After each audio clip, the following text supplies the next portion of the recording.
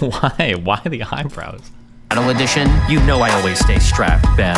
Vaush spills the tea on Destiny, the Young Turks, TJ Kirk, and his feuds. I wonder if like Ben and Destiny thought like, no, we're going to be debating. I mean, you could just ask me, right?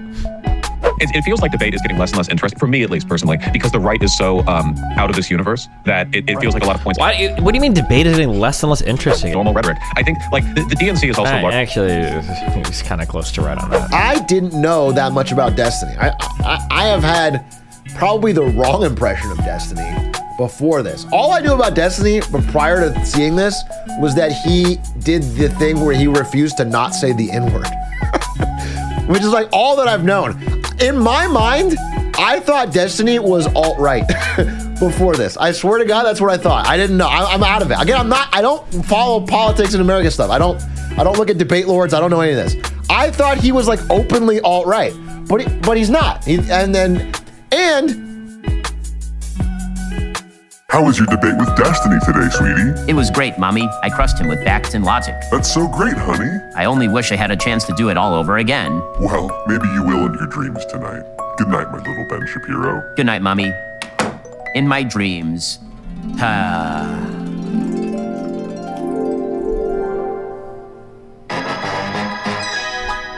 And then I said, lobster, I hardly know her. And I was like, chat, I swear to God, don't make me bring back leak streams. Oh, shit. Hello, Steven. Are you ready for our debate? Round 2, rap battle. Why? Why the eyebrows? Edition. You know I always stay strapped, Ben. Excellent. I'll start. Yo, let's say, hypothetically, purely theoretically, though we lived in a world where you could spit bars better than me and make more cheddar than me and fuck wap wetter than me. Oh wait, you have a girl's name, ha, get fucked, Destiny. Then maybe you would have a sliver of hope, but nope, you don't. I predict I'll love your liberal trope. Your take on abortion is unfortunate. I'm tracking down your coordinates like Israel. I'll make sure my response is proportionate. Got God on my side when I'm sitting in synagogue. Against David, ain't got shit on me, I'm a demigod. Insane rhymes, precision like a verbal surgeon. True to my religion, till I was married, I was a virgin. To be expected, the art of debate I have perfected. Your logic is sus, sorry Steven, you've been ejected. Infringe the Second Amendment, veto, I redirect it. Maybe the nerd of the right, but bitch, you will respect it. And now, a word from our sponsor. ExpressVPN guarantees your privacy with... Ow! Holy shit, you're insufferable. How did you interrupt my ad read in my dream? I don't know, Ben, I guess you just fucking suck. Let me show you how a real MC spits. Here comes little Ben Shapiro, the conservative fool, compensating for all the years that he was bullied in school. Always ducking on college students, picking low-hanging fruit while I crush real leftists and do your own job better than you. Your epistemic and meta-ethical framework is shit. It's called presuppositionalism. Go fuck yourself, bitch. You're all Mr. Facts and Logic, while your whole worldview is based on fairy tale bullshit that you can't even prove. Every conservative I debate leaves the venue in tears. I've been wrecking people with double your coherence for years. Ask Alex Jones when I spanked him, made his ego deflate. I'm beginning to feel like I'm the fucking god of debate. Destroy my foes with deadly precision, no pivoting necessary. I left the debate stage, taking this to a cemetery. Verdict's the death penalty, I'm the judiciary. Fuck a manifesto, I just wrote your obituary. Not bad, Steven. I didn't want to have to do this, but you've left me no choice. It's time for me to channel ancient Hebrew straight from the Kabbalah. But Ben, you could literally die. It's worth it if it means defeating the likes of you. This is the end for you, Steven. Fuck him up, bucko! Let's speed it up. Tiny Jewish cat. Foreskin missing. My name is Ben Shapiro, and wrecking leftists is what I do for a living. Think you can verbally decimate me? Your imagination must be wild. Cross me an alley view buried in rubble like a Palestinian child. Damn. My media courage prolific. Conservative stereotypic. Don't want to welfaresty or support government programs that are parasitic. Nope. My logic is so analytic. Fact. My pH is highly Hasidic. Ha. Criticize Israel, I'll get your ass canceled for being anti-Semitic. Bitch. This friend I'm on is now leaving the station, parroting the torture tradition. Another generation saving all of the joded sexual orientations and feeling elation when lower taxation breeds on inflation.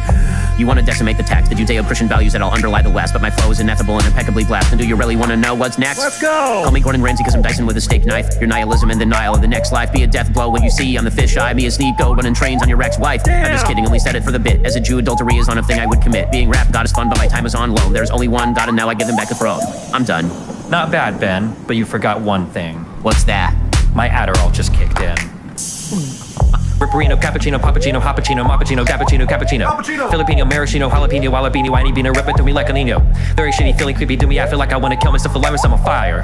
Wait a sec, I didn't eat the day I suffered poisoning, I just get the witch in the Daily Wire. Every time I got a prep to read the beta reference Wikipedia, I load the demo, bring and lock it in, and then I show up at the way and make it wish to stand. Then I ask to pray and I play and I'm too busy going Super Saiyan. World AG realist, so I don't believe in moral facts. Economic leftist, so I do believe in higher taxation on the rich proportional to their ability to maximize efficiency and marginal utility. I don't believe the circumstantial economic factors should determine a child's future and know how they climb the ladder. Just because they're born to parents who cannot afford to send their kids to Harvard, we can't all be born to Hollywood executives. Your market fundamentalism is a natural extension of your bad knack to lack wisdom, but it tracks for a right-wing hack whose rhymes are whack to stack to snap back, attack, get 'em. Or at it, didn't you oppose the Civil Rights Act because it violated private business freedoms? But you back a Santis who sued Disney for their free speech, but hey, principles, who needs them? Started from the bottom, now I'm dumb rich. Sub 80 IQ, you a dumb bitch. This is it, then hear the tolling of the bells. Final words ringing in your ears, gotcha. Anything else? Anything else? I don't understand how the AI voices do so well. Or it's because he's talking and the AI filter just makes it sound like me, I guess. This is what the AI artists are fighting against, by the way, guys. This is what they want to take from us, okay? And you do the hokey pokey and you turn yourself around. That's what it's all about. Hey! Oh shit. Oops. Jesus. Vaush spills the tea on Destiny, the Young Turks, TJ Kirk, and his feuds. I'm curious, did you watch the Destiny and Ben Shapiro debate? Yeah, that's me. I only saw the end of it where they talked about monogamy versus non-monogamy, I'm afraid. Oh, interesting. I can't stand Lex Friedman, so I didn't want to get too far into it. Well, he says like 3 words the entire time, so he kind of like looking at him. Yeah, well, I was going to ask what your thoughts on it were, but, I'll just give everybody mine since I watched more of it. I was half asleep, but I tried to digest more of it. So I thought that on certain issues like Trump versus Biden, I think Destiny did a really great job. When talking about January 6th, I think he did a really great job. They were having a debate around like schooling and the social safety net. I think he did a great job there. But I was actually surprised that around there were a certain number of issues where I think there was like way too much agreement. I think Israel was actually one of them. He disagreed around the edges. He brings up like the illegal settlers in the West Bank, and now he's against that. But it wasn't nearly as much of a debate as I kind of thought it would be. So you should definitely check it out. I'm actually surprised you haven't covered it on your channel yet. Yeah, well, it's another a long conversation, and I was wondering about the extent to which they would disagree as well. I haven't seen a lot of Destiny's positions, but I catch whispers on the wind of him having said some like very chauvinistic, like pro-Israel stuff or pro-genocide stuff or whatever. I don't know where he would lean in terms of debating it. I think that when it comes to he says a lot of pro-genocide stuff. True, yeah. Conversations like that, though, as time has gone on, the appetite for debate has shifted a lot since, I don't know, 2017, 18 or whatever. The environment has changed. Ben Shapiro barely does debates anymore, and now they feel like much more of a novelty than a cornerstone of political engagement online. And I wonder if, especially with people like Lex Friedman, right? That guy is very civility pilled, like let's all have a cup of tea and discuss whether or not trans people deserve to be killed or something. Very, very like sort of morally detached from the subject being engaged. I wonder if that environment is always going to be a kind of placating force in conversations as severe as like what's going on in the Gaza Strip, It's like you know what I mean, right? It's kind of like a liberal civility politics thing, but it's not even liberal necessarily. It's very institutional. I haven't seen the whole thing, so that's just a feeling that I have from a kind of instinctual vibe check. My gut drives me to this. Yeah, I would honestly say it was more of a discussion than a debate. There were definitely points of disagreement, but it felt a little bit more like almost like a Rogan-esque discussion than it was a debate. And I'd be curious to know what they felt like going into it, what it would be like. I wonder if like Ben and Destiny thought like, no, we're going to be debating. Or you could just ask me, right? But they thought like, hey, maybe we'll find like 72% agreement on the various issues. I find it really difficult to do a proper debate when there's even a moderator, because Ben Shapiro is I don't think he's stupid. Like he can talk fast, but his arguments are very stupid. Like in a sensible environment, like you would be shouting at Ben Shapiro. Like he'll try to talk over you, you talk over him louder. That's the essence of debate. Scream at each other, arm wrestle. Who cares? Lex Friedman, it's you sit down at the good boy table. Everyone be nice. I guess there's just a limit to how far you can go in an environment like that. I think Destiny recently debated Alex Jones and some other people. Yes, I actually watched that. Did you watch that? I saw parts of it. That was like that. Now that's an environment that cultivates good discursive spirit. That's a good debate environment, I feel. Yeah. So in my opinion, he actually did better in that. And again, I'd be curious to know what he thinks, like how he did in each respective debate. But in my opinion, there was much more clear disagreement and differentiation in that debate. And really, honestly, what I would have liked to see, I don't know if you saw the whole thing or not, but it would have been good to have just Destiny versus Glenn Greenwald. And I think they're actually somebody's making that happen. Did you just say that he thought my Alex Jones debate was better than the... What? Did he... I'm sorry. Did he say that? And there was somebody tweeted about how that's going to happen shortly, but Alex Jones just ruined the whole fucking thing. He's in there. He's a total idiot. He makes horrendously stupid points. He's loud. He's obnoxious. He's probably like high as balls on cocaine or whatever the fuck he's on. Lord only knows. And it's like every 14 minutes, Destiny would come in and say something smart, and then Glenn would say something interesting in response to it. And actually, to my surprise, the Krasenstein bros were not bad. And Glenn would say something interesting. Destiny, did you know that in 1950 the FBI... I was kind of amazed by that because I view them as sort of these like meme people like who don't really like know anything or care, but they actually did a half decent job too. I like the Da Vinci twins, just into politics. I agree. Yeah, it feels like debate is getting less and less interesting for me, at least personally, because the right is so out of this universe that it feels like a lot of points. What do you mean debate is getting less and less interesting? It's just because you guys won't do it anymore. Because you guys are scared of looking like retards. That's the only reason why. This idea that it's not interesting to watch two people argue over positions has been like a cornerstone of like political and social life for 12,000 years, okay? Ever since the first corn was planted, I bet they argued about how to dig the dirt up the best. And I'm sure there were two cavemen, okay, with the biggest clubs and the biggest brains debating on early agriculture or whatever.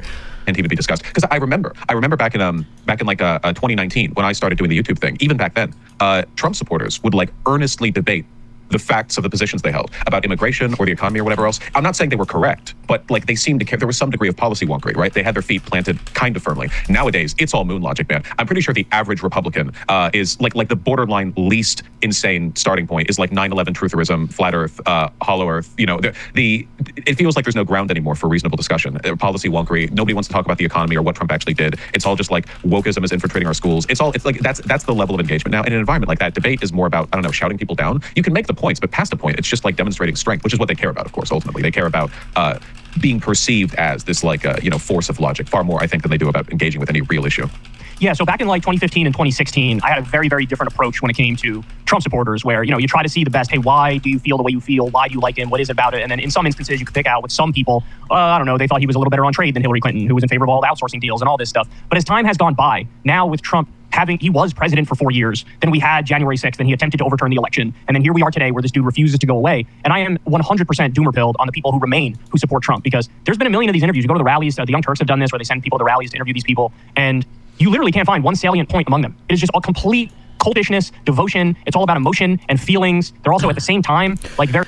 Do you think Vaush is really scared to look dumb versus retarded rightoids? It's not like Vaush has to debate smarter conservatives. I don't know why he doesn't give his fans content. I don't actually know. Where's August at? I'm actually curious what August thinks about that. I actually don't know why he doesn't debate. Is it really because he's scared of people on the right? I don't think so. I think Vaush is pretty smart. I don't think he should be. I don't think he would be.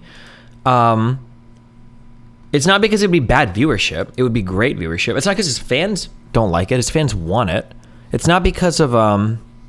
I truly don't know, actually. I don't know. The only thing I could possibly think of is maybe he's just really lazy. But even at that, like he doesn't stream that much. But why couldn't he just substitute some streaming hours with like debate hours? I'm not sure. I really don't know. Be closed-minded and arrogant in their without understanding anything about policy. He's lazy and doesn't want to prep. He doesn't prep ever. He doesn't prep for debates regardless. Maybe that's why. Maybe because he lost a few where he refused to prep, and now he's maybe. See your facts. And so I've been so doomer-pilled on them now that I really have no patience left for anybody. Like we were like Alex Jones in that debate. I would have felt like Destiny did where I was facepalming. Like, what the f*** are you doing in this conversation? Like, you're not even engaging. Alex Jones isn't even that far off, I feel, from the median GOP voter at this point. Like, fully, like half of the things that he says, just like, oh, no, yeah, that's just like standard policy now. Or like that's just normal rhetoric. I think like the DNC is also... Actually, he was kind of close to right on that, actually. Unfortunately, yeah.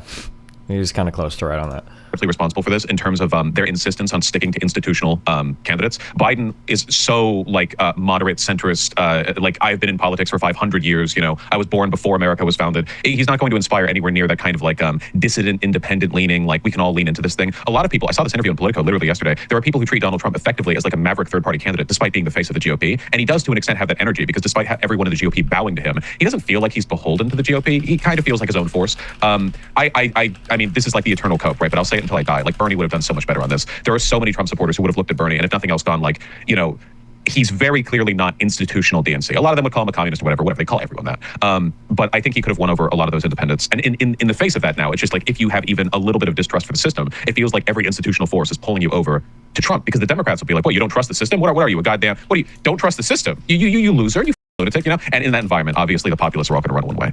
Very depressing. It is, because it drives me crazy when people still try to make the argument at this late date that Trump is somehow anti-establishment or Trump is somehow anti-war. It's like, just look at the record, follow what's actually happening. And look, I'll admit it's hard for people to follow exactly what's happening because it requires like reading in-depth articles on page 72 of the Washington Post or whatever. But just to give a couple examples off my head, Trump took $1 million from the predatory payday loan industry for his inauguration. Then he turned around and dropped all the regulations into them, dropped all the court cases into them. Sheldon Adelson gave him literally over $100 million to effectively buy foreign policy vis-a-vis the Middle East and vis-a-vis Israel. Like the number, and on war, I don't even need to get into it. Over 400% increase in drone strikes, took out General Soleimani illegally, tried to coup Venezuela. Like we can go on here. But Collaboration with the Saudis. Yeah, exactly. They backed genocide in Yemen effectively. And he vetoed that bill when it was Bernie and maybe Mike Lee or Rand Paul who tried to get through a bill that said no more support for Saudi Arabia as they genocide Yemen. And he vetoed that. So like you look at it and it's just like, all you people have who still support him, it's just feelings. It's just emotions. It's just like, I don't know, he feels vaguely more authentic. And it's like, you got to get past that. Yeah, I guess it's about addressing the feelings at the end of the day. Most people, a lib, Republican, whatever. I mean, the average voter in every country is politically incoherent, right? Like following politics is an insane thing to do. And most people can't do it to the extent that they like really know what's going on, I guess. People are following vibes for the most part. And the vibes that Republicans are following right now are like deeply cursed vibes. I guess the temptation is to beat them on the facts, which is easy because they're wrong. And the hard thing to do is to look at where they're coming from and wonder what like underlying emotional impulses are driving them to so readily believe things that are obviously empirically untrue. That could be like fact checked in a second, disproven. And once you can get at that, I don't know, maybe there's more. I think you got to be careful because like the left has the same issue, right? We just said like genocide in Yemen. We both of us here like just agreed with that instantaneously. Like it's so obviously a genocide in Yemen, so obviously a genocide in Gaza. Like conservatives are crazy. Like they're willing to follow Trump off the end of the earth. Yes, true. So anyway, how about all those genocides going on right now? The only ones that we care about, by the way, are the ones that apparently America is directly funding and supporting, and Biden himself is there, with his hands wrapped around the throats of dying Yemeni and Palestinian children. Yes, true, that too, yes. Or truth be in the middle. It's another one of my big criticisms of Biden. Leaving aside anything policy related, right? Say that Biden was identical policy-wise. The man just can't go up there and do a speech the way Trump can. Trump would go out there every day and say, again, total bullshit, but he projected a vision, an image of the future. Biden occasionally does speeches, and they're not really special. He's nowhere near as charismatic as Obama. So even compared to the predecessor, like that's not, a point to his favor. And there's not really a clear vision forward. If you ask a liberal in this country, like what is being done to make America better or make America great, the most they could do, I think, is rattle off some like minor, like institutional, incremental adjustments to this, that, the other, that like maybe they'll pass after they means test it into oblivion one day. And people just aren't sold on that. You ask a Donald Trump, and he'll just say whatever. He'll just be, we're going to cure. I was about to say we're going to cure cancer, but Biden was the one who said that. That was basically, we're going to go to the moon, Space Force. We're going to be number one. We're going to be great. It's going to be tremendous. And unironically, like that's the level of like dumb optimism I think that you need to pull people along in an era where everyone's so hopeless. And Biden can't really do that because he's ancient and brittle and moderate. So yeah, I don't know. Maybe in 2028 we'll get. I feel like if the country survives, we might get something good in 2028 because the need for a populist candidate on the left is so overwhelming that it has to point even the DNC can't ignore it. So let's switch gears here. Let me ask you about weed. There was you and TJ Kirk were kind of going back and forth there. He made a video. I saw his video in response to you, and then I saw some of your response to him, but I just want to get it straight from the source here. So what exactly is the disagreement? What's the point of contention when it comes to marijuana? Because I'd imagine on the actual policy you guys agree. You think it should be legalized. You think people should have the freedom to do it if they want to, et cetera. What's the actual crux of the disagreement? Yeah, no policy disagreement. It's just, I don't know if you've experienced this. This might be like a cultural thing. I literally went to university in Humboldt County, the weed capital, before weed was made like broadly legal in California, where there are a lot of people who are alcoholics, and if you point out to them that they're dependent on alcohol, they kind of own it to an extent. Like it's not good, but they own it. But I've met so many people who are hopelessly addicted to marijuana. And by addicted, I mean like they smoke it all the time. Like I know there's like a neurochemical difference. Dude, Vaush's fucking marijuana takes has incensed his community. I think that's the right word, right? They are so mad about it. Oh my God. And how the brain processes alcohol versus marijuana. I'm more talking about like socially addicted, like they just use it constantly. And they cope about it like crazy. They just won't admit it. I think there was like a line given about marijuana from South Park of all places that I think was and always is really salient, which is just that marijuana can make you feel happy doing less, and that's a bad thing. That it can induce kind of like complacency or laziness. And is that South Park or King of the Hill? Or do they both? Maybe they both have an episode on it. I know a lot of people. Maybe this is also like a queer community overlap thing because I know this is like a big issue with like trans people or whatever, but they have negative feelings, and rather than deal with them, they just spend a bunch of money on weed, and it drains their finances, and they don't really like move forward or deal with anything, and it makes me kind of sad. And I've noticed that people get really defensive when I talk about this stuff. So as a response to them getting defensive, I get aggressive, and then just invariably it's like a shit-flinging contest between me and my community, where there are like 3 people in my chat who are arguing that actually you can't get addicted to weed, it's not possible, and then I call them a bunch of slurs, and just moves forward from there. Yeah, I mean, I think that the issue kind of boils down to how people feel about the term addiction, right? And I'm going to have a little bit of a hot take here, and I'm curious what you think of it. Mm-hmm. I think quote-unquote addiction is only bad if it has obvious negative consequences. So in other words, if somebody wakes up every day and they smoke weed every day, all day, but they take care of their business, they take care of their kids, they're happy, etc., I see no problem with that. If somebody's addicted to weed and they smoke it a million times a day and then it makes it so they don't go to work or they didn't pick up their kids or they didn't feed the baby or whatever, like in that scenario, it's like, yeah, you have an addiction and there should be a negative connotation associated with that word addiction in that context. So it's almost like we need 2 different words. One for somebody who uses all the time but is completely functional and has no problems versus somebody who uses all the time and it leads to negative consequences. You know what I'm saying? Because like sometimes people just use drugs as a coping mechanism, but there's really no downside to the coping mechanism because sometimes you just have to cope. You know what I mean? Do you see the distinction I'm making there? No, for sure. Yeah, the main problem, I guess, is that people who have an addiction or dependency are really bad sometimes at knowing whether or not it's having a negative effect on their life. Because the brain, like humans are like rationalization machines, right? Like if a person is experiencing negative consequences, because you can ask like an alcoholic, right? It's like, are you experiencing negative consequences from being drunk every day? They're like, hell no, I'm having a great time. There's a lot of that, right? I mean, that is the effect chemically, I guess, that it'll have. So it's more of an introspection thing, I think. Like the coping thing, though, I completely agree with. It's kind of like playing a lot of video games, right? Like video game addiction can ruin people's lives. Like you can be addicted to anything, I guess, but like just taking video games, you know, a person can be like can like throw their life away, you know, just not doing anything, play video games, whatever. Or you can just have a lazy Sunday, play a lot of games that day and be fine. Like that was just like a day for you where you got to be lazy and do whatever. There's not as much of a chemical influence effect with the game stuff, I guess. So maybe there's a difference in terms of rationalization. I just want people to be happy at the end of the day. I want people to be happy and productive. I know a lot of people get kind of like locked into a negative spiral and they only realize it when they're really far down and it's difficult to do anything about it. So I guess I encourage a critical attitude about that sort of thing, but not any like, I don't know, drug war era, like, you know, there's no reefer madness, fear mongering here going on. I just want people to be happy. And there's just a lot of sad stoners out there. And I guess, I'll just ask this. Do you think that in some instances, chronic usage actually genuinely, sincerely helps some people where, you know, if they're not chronically using, they may have irritability problems, anger problems, can't get their shit taken care of, but if they are a chronic user, it might actually help them in their life, both literally and also mentally? Yeah, pain management would be a pretty good example of that to an extent, because that would also have, I know THC doesn't have the same psychological effect as just like smoking weed regularly, but yeah, to an extent. I guess it's just people are really tough at making that call for themselves, right? So yeah. in a vacuum, absolutely. But I know that the majority of people who would make that claim about any I don't have a pain management problem. I have a pain problem. chemical substance about themselves would be coping or would not know what they had lost. Like maybe they thought that they were just like mellowing out a bit, but in reality there were like things in their life falling behind, skills they could have obtained or opportunities they missed that they'll never know about. And it's really tough to know, I guess, without a third party perspective. But in the abstract, like totally possible, yeah. Gotcha. Okay. So now let's talk a little bit about, I know you and Cenk and Anna sort of went at it a little while ago. Where are you on them now? Because I always feel like when it comes to this liberal/left-wing content creator group we're in, whatever it might be, as however loosely affiliated we are, it always feels like there's there's 97% agreement, but nobody ever talks about the 97% agreement or highlights those. And then whenever there's a 3% disagreement, it blows up to the point where people start hating each other. So where are you on them at the moment? Yeah, I still think I'm personally hurt by this. I got along pretty well with Anna, and I felt like she said some really dumb shit. And I tried DMing her about it, but it just didn't happen. And then it all like spiraled into a public thing, and she was quite mean. And I'm also obviously quite mean, so I can't like feign wounded Did you skip over the part where you call her a bitch? indignation over that. But look, I in the absence of dumb shit, like Cenk and Anna have done and said a lot of incredibly good things for progressive and populist causes. So I'm not gonna. You're right about the 97% thing. You know, usually when people link me any content from any person who otherwise agrees with me, it's because they know I will disagree with it. I'm not going to watch a video from them where I just like nod my head and go, oh yeah, of course. That's obvious. That's just not how it works. So I'm always disproportionately exposed to negativity. At the same time, I don't think there's anything wrong with being critical of people who are generally on your side. The problem with me being critical, I guess, is that I have no self-control and I am generally just a kind of like argumentative person. So even if my feelings towards a person are like largely positive, I could watch a video and go, you dumb. You piece of shit, you know.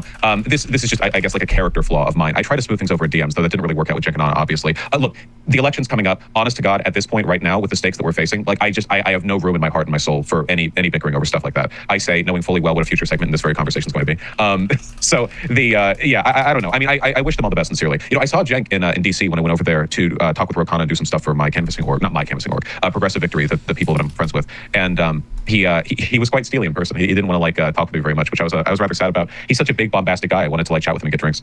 Yeah, I think wow.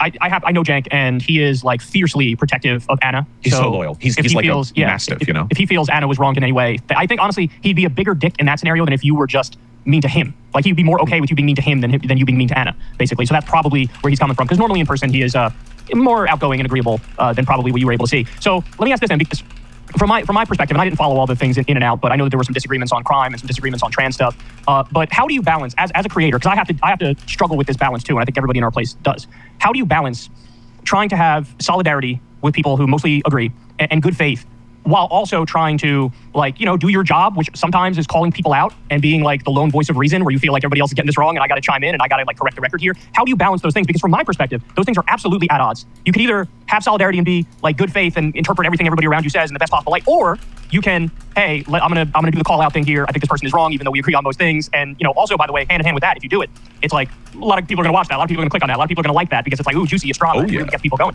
So how do you balance those things? Because I try to do this too. It's like, last thing I'll say is, like, for example, remember when you went? This was years ago now, but you went on Tim Pool and you debated Charlie Kirk, and I had debated Charlie Kirk before that too. It's some political event, but I watched that. I remember. Yeah, like I made a point of, okay, Vaush destroys him here, and Vaush destroys him here. So now let me do segments where I'm like, Vaush is absolutely destroying him. And that creates like a positive feedback loop where my fans look at you, your fans look at me. They're like, oh, this is great. This is a good environment. It's kind of like what the conservatives do, except they push bad things and we push good things. And it's like, that's one way to get attention. But the other way is like, this fucking asshole's wrong about this, and this, and let me call him out. So how do you balance those things? Well, I guess I don't. I'm really bad at it. I have, as much as I try to compensate for it, like intellect. Can I just do my one appearance-related comment for today? God, fucking Eastern European women are just like unbelievable. My God. That's it. That's all I have to say today. It must be there's got to be like a selection bias. Like it's just the ones that end up online, and maybe the other half of them are hideous. Holy shit. I'm done. Actually, use my brain to rein me in a little bit. I generally don't have a good relationship with a lot of people on the left. I'm very combative. This is mostly there are parts of this that I definitely think are my fault. So it's not something that I feel very entitled to complain about, but it does give me the impression sometimes when I'm there with my stream chat, when we're all just watching videos, it gives me the impression that there's not much solidarity for me to like actually ruin or many bridges for me to actually burn. I think that what you spoke to there about like, oh, he destroyed this person, or oh, he did so great here. Like that stuff is not only, for one, it's good content. For two, like people like seeing that like cross creator hype. It's also really effective in terms of solidarity building. It's also just good politics, frankly. You're right about the balance between being good faith and being like good about solidarity building. I feel like this didn't used to be as difficult because back in the 1960s or whatever, we didn't have everything being put online. If somebody said some dumb shit, like whatever, like, oh, he said that, she said that, he said, okay, what, like, let's go march, But nowadays, everyone is subjected to everything that everyone else believes. And invariably, especially in a live streaming format, people are like, hey, look at this dumb shit. And even if you look at it and then go, that's pretty dumb, yeah, and then move on. Now there are like 4,000 people who are watching, and that's their first impression of that person. But so like that's a lot of negativity you've set up at the beginning. I don't know. I think that like this is something that I've always tried to be better about, and I keep failing at it, which is just understanding beyond any individual criticism the broader stakes at hand. Because I talk about other people failing to do this. So when I myself then go over a video from, say, for example, a person I'm on good terms with who I really like, and then make like oblique comparisons. In retrospect, it's like, okay, it's not that I think anything that I'm saying is indefensible, right? Like, I love making comparison to Nazis. I'll do that all day. But in the broader context of what's going on here, is there not like another way this could have been handled? And I mean, there almost always is. This is something about which you've always been better. And it's one of the reasons I think that I've gotten along with you over the years. It's because in spite of any like, individual disagreements, you've always had your feet planted super firmly. So I respect that about you, frankly. I mean, look, I have some tricks that I employ in order to not sort of get involved in that negative feedback loop. And one of them is I literally, okay, if you do a segment where I know it's going to be good and I'm going to agree with it, I'll watch the whole thing. If you do one where it's like, you're coming after me or whatever, I just won't watch it. And then I'll hear, people say, oh, he said... Damn, Hassan could learn something from that. This or that, and I get like a sense of what you may have said. But if I don't hear you actually say things that I might dislike or be offended by, then it literally is out of sight, out of mind. You know what I'm saying? So that's one of the things I do, and that's why creators fight all the time, but they don't really see me fighting often, and it's just because I don't see anything to fight over because I'm actively avoiding when somebody says something about me that I think is going to be unfair, I'm not going to agree with. All right, so now let's get to the fun part that I'm sure everybody's waiting for. So, now look, we're actually in a really good place because I didn't watch any of the things you said, so I'm not coming in with any like baggage of like, how dare you say X, Y, or Z about me? I literally don't know what you said. I just know you disagreed with the statement I made. So I made the incredibly based and true comment the other day. The incredibly honest, it is hyperbolic. I'll grant you that. I fully expected some incoming fire. Based, true, and hyperbolic, yeah. I didn't necessarily expect it from you. I said, quote, the Houthis are correct when talking about the attempted blockade of ships going to Israel. And the point I was trying to make, and I tried to make this clear in the video, perhaps I failed in doing it. What? If you guys are enjoying this conversation, sign up on Substack. The link is below to watch Live the ad. full interview. Whoa, this is just a little piece of the interview. Enjoy. I need one of these. Oh, no, it's not live. It's it was a premiere video. Never mind. Be honest, I didn't know that much about Destiny. I have had probably the wrong impression of Destiny before this. All I knew about Destiny, but prior to seeing this, was that he did the thing where he refused to not say the N-word. Which is like all that I've known. In my mind, I thought Destiny was alt-right before this. I swear to God, that's what I thought. I didn't know. I'm out of it. Again, I don't follow politics and American stuff. I don't look at debate lords. I don't know any of this. I thought he was like openly alt-right, but he's not. And I also give credit where credit is due. Some of the arguments he made, specifically about Jan 6th and a couple other things, I found to be very compelling. they actually changed my view slightly. I think they were pretty solid. I think that for me, the structure he did it made sense. Okay, that's it. That's all I know. But overall, I found the debate to be pretty unsatisfying. To be honest, I didn't know that much about Destiny. I Cute. All right, guys, I got some big breaking news that just came out. We're getting reports that the U.S. and the U.K. have decided that they are going to airstrike Yemen. Now, when I say that, I don't just mean sort of tit for tat on the seas. I mean, they are targeting cities and specific targets in Houthi-held areas of Yemen. It's a little difficult in the fog of war to get all good information right up front here. But here are the names of some of the cities that allegedly they're bombing at this moment: Sana'a, Hodeidah, Sadr, Damar, Taiz, and Zabid. So if these reports are true, then that is... Oh, we know these. Sana'a is the capital. Hodeidah or whatever is the port city, I think, right? A number of cities, a number of targets in Houthi-held regions in Yemen. Now, I of course should point out that... Okay, something is in my house, has been introduced to my house, and every hour, from somewhere in my kitchen, something goes beep, and that's it. I have no idea what it is. I don't know if it's a bomb, if it's somebody's expiring air tags that they're using to track me, to kidnap me. Oh my God, I spent like an hour yesterday trying to figure out what the fuck it was. It's not a fire alarm, low on batteries. I know what that noise sounds like. That the U.S. and the U.K. are doing this. They say that like the Netherlands and some other countries are with them with this coalition. But this is always what they do. They'll like drag in some other countries and pretend like they're part of this big coalition. But really, it's just to get the name down on paper to make it appear more official than it actually is. I mean, the big point to make here is this is illegal. In order for the U.S. to start bombing another country, you need a declaration of war through Congress. That's what the Constitution says. And Biden didn't do that. If you had the time to go talk to the UK and go talk to the Netherlands and whoever else was nominally involved here, you didn't go and talk to Congress at all. In fact, I've already seen a number of tweets, and credit to the... Wait, air tags do that noise? Wait, what? Air tag noise. Here's a quick guide to the sounds your AirTag can make. This sound plays when you first set up your AirTag and when you connect a battery. Nope. This sound plays when your AirTag is set up and ready to use. No. This sound plays when you're locating AirTag in the Find My app. This sound plays autonomously when an unknown AirTag has been moving with you over time. No. Closer? This sound plays when you're locating an unknown AirTag moving with you in the Find My app. That's it? No, okay, none of these. These politicians who are coming out saying this, but Val Hoyle is one congressperson who says these airstrikes have not been authorized by Congress. The Constitution is clear. Congress has the sole authority to authorize military involvement in overseas conflicts. Every president must first come to Congress and ask for military authorization, regardless of party. We have Ro Khanna came out and said a very, very similar thing. And I don't know, I haven't seen any Republicans yet say it, but of course, I know Thomas Massie will come out and say it. There may even be others who come out and say it. I saw Lindsey Graham celebrating what Biden is doing here. But let's understand something, guys. Why is this happening? Why is it the case now that our tax money is going to bomb Yemen? Because Israel decided to do a genocide in Gaza. They've killed 28,000 civilians, including 12,000 children. And Yemen decided, we want them to stop that, so we're going to go ahead and block the Red Sea to prevent trade with Israel. Now, by the way, it's trade with everybody. Hello? Number one. Number two, what gives them the authority to even do that? What do you mean? They're literally the aggressors in this circumstance. There's like no other way around it. And clear every step of the way. If Israel stops doing the genocide in Yemen, we will stop controlling the Red Sea and blocking trade with Israel. And so the U.S. looked at that, and Biden was so outraged and aggrieved by the blocking of trade with Israel as they committed genocide that he decided, I need to go do an illegal, unconstitutional war and go take U.S. tax money and use U.S. bombs to go after the Houthis.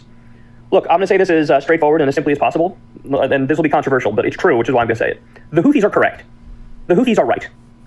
In fact, you can argue they are the ones who are trying to uphold international law here. What? International law is when you block off some of the largest shipping routes in the world because you don't like what another country that's not even connected to you, that's not even bordering you, is doing? That's international law? Damn, we missed that arc, guys. What was the body that makes those rulings? We must have missed it. When they say, oh, you're going to do a genocide and nobody's going to do anything to try to stop it, well, let's do the bare minimum that we can and try to block trade with you. So what happened as a result of that? Okay, the insurance rates for the ships in Israel went up. sometimes they have to take a different, much longer route to get to Israel. Oh man, the horror, how terrible. But the U.S. would... How could you so confidently do this video? What? Rather protect trade to Israel than protect Palestinian babies who are being bombed on the regular. If you wanted the Houthis to stop, you know what you could have done? Told Israel, hey, you've already been doing this for months. You can go ahead and wrap it up now. 28,000 dead civilians is enough. Bombing, another hospital, another school, another UN building, another marketplace. Wrap it up. I think we got the point. I think the 12,000 dead babies is enough. If you wanted them to stop, Biden could have told them, no more money, no more weapons. We're going to stop this. This is having wide-ranging consequences. Instead, what does he do? Pats Israel on the back, gives them a green light, tells them they're special and they're precious, and then decides to drag the U.S. into another Mideast war on their behalf. I mean, I'm at a loss for words here, because I always expect the U.S. to make stupid decisions, to do terrible things. But this is like a level above and beyond. This was 100 million trillion % avoidable. We don't need to be going to war with Yemen. We don't need to be bombing 10 cities in Yemen. We don't need a hot war with the Houthis. And by the way, another really important point, this makes Americans less safe. Because now you are begging for retribution and retaliation because the U.S. is doing Israel's dirty work for them. This makes us less safe. It absolutely makes us less safe. We are not a target of Houthis or Hezbollah or Hamas. But you know what? When you keep sending money and you keep sending weapons and you keep greenlighting a genocide, maybe eventually they go, hey, they are the problem. They're the dealer that's giving Israel the addict their fix. And now you go and you bomb Yemen. I said it before, I'll say it again. The Houthis are correct. Their action of blocking the ships was correct. Absolutely. It should have been the UN that was doing that, right? It should have been the US if we actually cared about human rights, us doing that. No, Yemen, a super poor country, had to do the right thing and step up, and now we're bombing them as a result of it. Now, I should point out, there are some reports that are unconfirmed as of this moment that they went after US ships. So Crystal was telling me that just the other day, we targeted a bunch of their drones. We shot down a bunch of Yemen's drones, the drones that they're using to police the Red Sea effectively. And there's some reports now that they went after US ships. We don't know the timeline of the events. So in other words, we don't know if the Houthis knew the US were going to attack them, or the US was already in the midst of attacking them, and then the Houthis started attacking the ships. We don't know if they attacked the ships in retaliation to us attacking their drones the other day. We don't even know for sure if they did attack the ships. There's just some unconfirmed reports that happened. But now that's almost certainly going to happen. And this is what we've been talking about, guys, how everything escalates out of control, and the tit for tat, it turns into a massive snowball effect, right? And so now, the Houthis fire back on some US ship. Nobody died. No US people have died, right? But imagine even one US soldier dies. Then, Joe Biden and neocons and Republicans, all these people, they'll look at that and say, well, the Houthis are just a proxy for Iran, so this means Iran killed a U.S. soldier. Now we got to go to war with Iran. So this is where we're at. Look, of all the horrible things that Joe Biden has done, literally put at the top of the list, the tippy top of the list, green lighting Israel doing a genocide and arming them and funding them as they do it. And now, illegally and offensively bombing Yemen, bombing the Houthis in Yemen. This is a country that didn't attack us and was only trying to effectively do a blockade of Israel in a sad attempt to put economic pressure on them to get them to stop carpet bombing babies in Gaza. Blockade on Israel, like 2 seas away. Like, what? I don't know what else to say about it, man, but this is bad. And so we told you from the very beginning in those long Israel segments, we told you, look out, because this is how giant regional wars start. This is how it happens. It's a little bit of, we're backing Israel, Israel's massacring civilians in Gaza, then it's Israel doing tit for tat with Hezbollah in one area, and then it's us, the US, bombing Shia militias in Iraq, bombing Shia militias in Syria, Israel taking out a Hezbollah commander here, an Iranian commander here, a Hamas leader in Beirut, in Lebanon. Wildly illegal. You can't just bomb Lebanon. They did. Bro, none of these people are part of the ICC. Bro, they don't give a fuck over there. Are you serious? You can't just kill somebody like that in Lebanon, a totally functioning country. You can't just bomb a place like Syria, where Assad is probably, I don't know when the last time he gassed citizens are, to be fair. Like, man, he probably hasn't used chemical weapons in a while. But like, Jesus Christ, bro, none of these people give a fuck over here. Holy shit. And then it's like going into a colony of lions and like screaming because they're not vegan. We are in a hot war, bombing Yemen, completely illegal, completely unconstitutionally. And for what? We know the answer. The thing that we're doing it for is to continue to allow Israel to carpet bomb children. Carpet bombing children. Never been more disgusted than I am right now. And by the way, if you turn on mainstream media, good luck getting the context. There is not a single channel. Yeah, no one's giving you the real hard-hitting truth about Israel carpet bombing children. Well, those brave, noble Houthi pirates are out here just trying to enforce world peace on the open seas. Mainstream media that will tell you the very basic thing. Hey, why is Yemen doing this? Why are they policing and patrolling the Red Sea? Why are they trying to block ships here? I don't understand. Again, they're doing it to try to stop Israel from doing a genocide.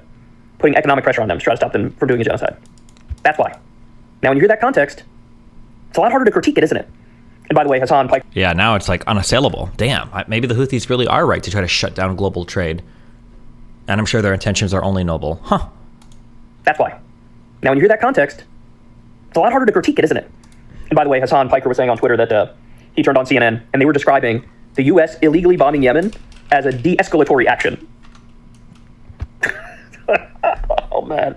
Holy shit, man. This is bad. This is bad. Lord only knows what happens from here. Lord only knows how long we'll continue to bomb Yemen. Lord only knows now what they'll do in response, or if Hezbollah comes in more, or Iran comes in more, or if now, Lindsey Graham starts screaming about, let's go invade Iran. But Biden's probably close. If he was going to green light a war with Yemen illegally, then why not go all the way and do Iran? Imagine blowing your chances at re-election. What's wrong with ships just going around Africa? Well, one, there are probably some countries who can only get stuff shipped to them through the Red Sea. Eritrea? That's how you pronounce it? What would it be? Because the only thing they have open is Djibouti, Eritrea. What's northwest from there? Between Egypt and Eritrea. I know there's another country. Ethiopia is, I think, inland, isn't it? There's one more country up there. Oh, God, what is it? Think, God damn it! I'm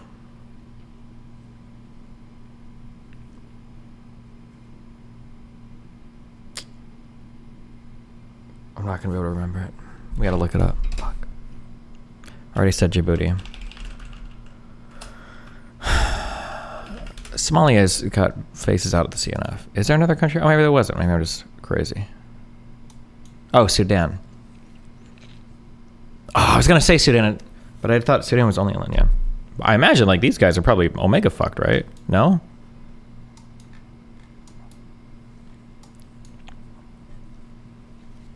But also the issue is that it's like a month long, or it's not a month, but it's like 2 weeks longer to get shit around here. So the price of everything like dramatically increases. It's the Houthis' water rights they can blockade if they want. Okay, well, then we can bomb if we want. What a retarded fucking statement, but okay.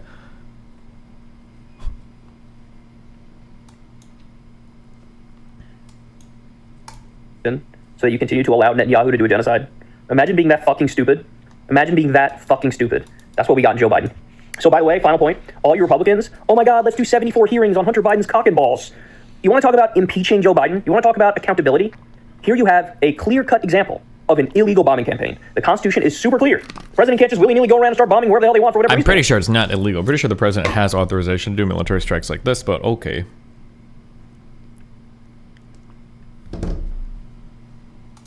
No, you need a declaration of war from Congress in order to do a war. This is an act of war. It is 100% illegal. This isn't, vital for necessary defense of the nation at the last minute. No, not at all. Nobody makes the argument that, oh my God, the Houthis are taking down Cleveland if we don't act. Doesn't happen. He has such horrible political instincts. Well, these political instincts come from his history being a libertarian. Libertarians think that like every single military action is illegal without an explicit authorization from Congress, like spiritually or whatever. So here we know this is offensive, this is aggressive, this is illegal, this is unconstitutional. If you want to go after Joe Biden for anything, here's your chance. But they're not going to do it. You want to know why? Because they agree with Biden. They agree with Biden 100%. Absolutely pathetic, terrible breaking news. This thing keeps getting worse and worse, and I don't have much hope that it's going to change. 2023 was a miraculous year for the economy. High growth and inflation falling all the way back to the Fed's target, rising real wages, and here, according to YouGov, is how Republicans saw it. State of the U.S. economy.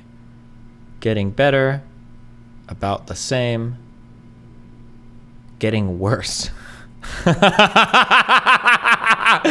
No shot. To be fair, how would this work as a percentage?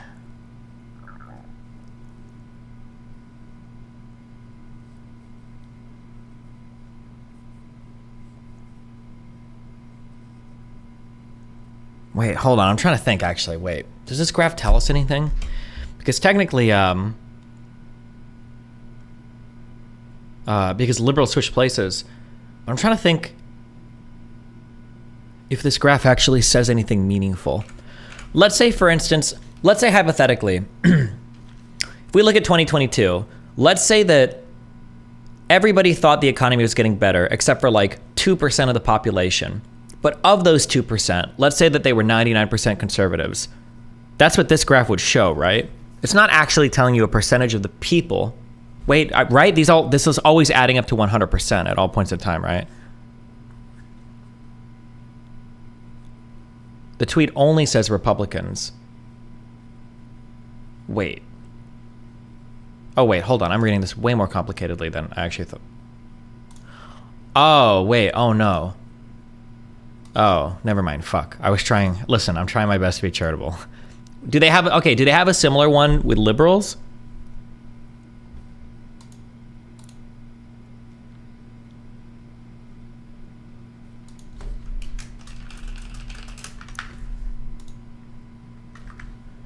YouGov poll, how economy doing?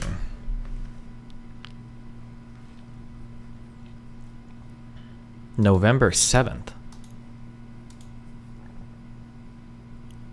Is that the most recent one that he's citing, or?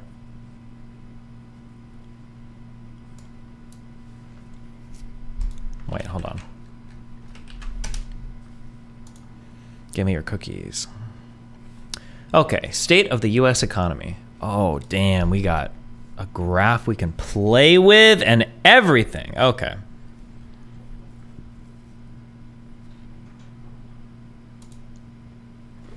Democrats.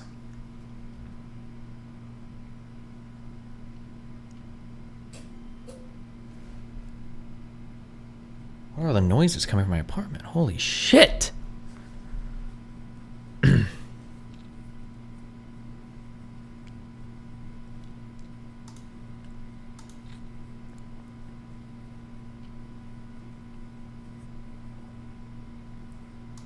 Okay, so this is the flip between Democrats and Republicans.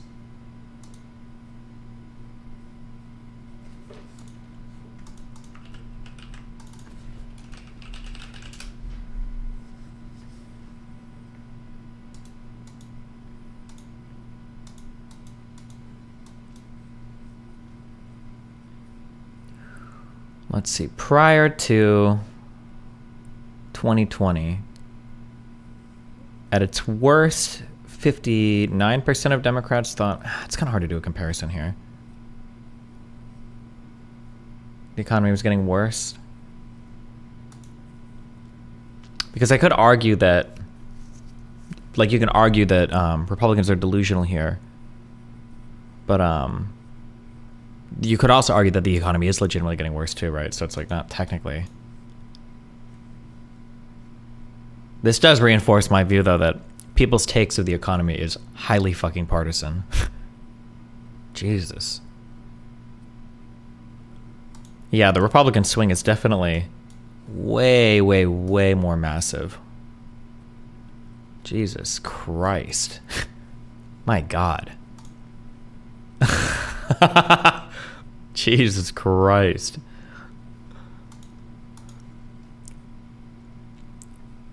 70 to 80% for the past year and a half, 2 years, 3 years say the economy is getting worse just because Biden is president. Why am I so bright? Oh shit, hold on.